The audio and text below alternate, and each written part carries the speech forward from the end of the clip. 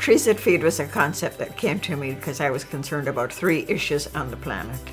Not enough food for people in some countries, and not enough jobs for people, and the environmental damage that we're doing to the planet. Trees really help to protect the environment. If you plant trees that produce food, then you're really doing a two-for-one. And if you can create jobs around the trees that produce food, then you're addressing all three problems.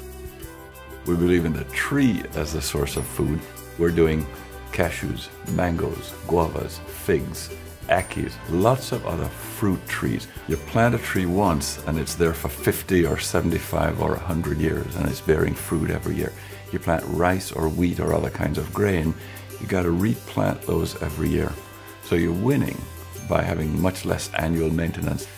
It's just the ideal answer, we think, to providing food. Everybody in Jamaica eats breadfruit. When there's breadfruit season, nobody buys bread. You eat breadfruit. You eat it traditionally, you roast it over a fire. When you cut it open, it smells just like freshly baked bread.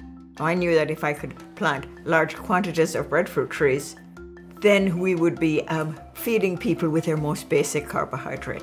We'd have breadfruit 3 meals a day when breadfruit was in season, but then when it's not in season, no breadfruit at all. So now we're helping to teach people how to make breadfruit chips, breadfruit flour, and all the products that you can make. Trees That Feed Foundation was one of the clients for a project class that I was in for 6 months. For this project, I was on a team of 4 students, and what we did for them was we tried to design a manual shredder that would work for the farming families in Jamaica and Haiti to shred breadfruit so that it can be dried and then ground into flour. There's a couple of students, they have some equipment that we've provided. They're picking the breadfruit, they're shredding it, they're producing the flour. What we're doing is buying that flour and then redistributing it to schools and hospitals in Haiti. We have gotten 144 trees from Trees That Feed. Of all the schools that we have delivered flour to, probably between 900 and 1,200 children that receive a hot meal every day. That's huge. Where we work is agriculturally dependent, and we were looking for a way to sustain this community. Trees That Feed gave us that opportunity. What we hope to see as those trees start to bear fruit is that it will become a way of production and a moneymaker for the people of the community. In 3 to 4 years, they no longer will have to be dependent on somebody supplying the flour to them. They now will be able to supply the flour to someone else. That's hope, that's a future. And there certainly is a future in the trees that have been planted by Trees That Feed. $15 plants a tree. It takes care of buying the tree, shipping, hardening in the nursery, and then distributing and monitoring. That one tree will produce hundreds of fruit per year.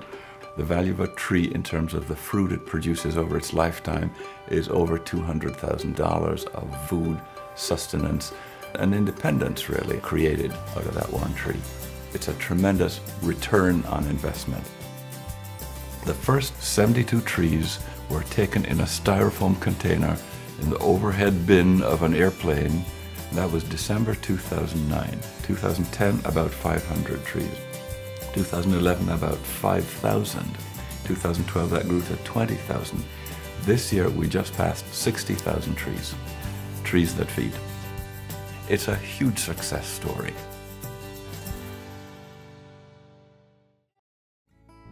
I'm Susan Noyes, founder of Make It Better, and we are so pleased that Trees That Feed Foundation won our Philanthropy Award for Environment.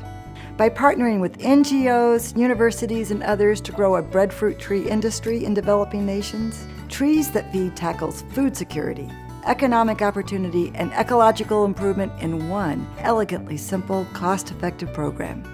Founders Mary and Mike McLaughlin create a virtuous circle that pays forward their American success, helping others in their beloved homeland of Jamaica and beyond.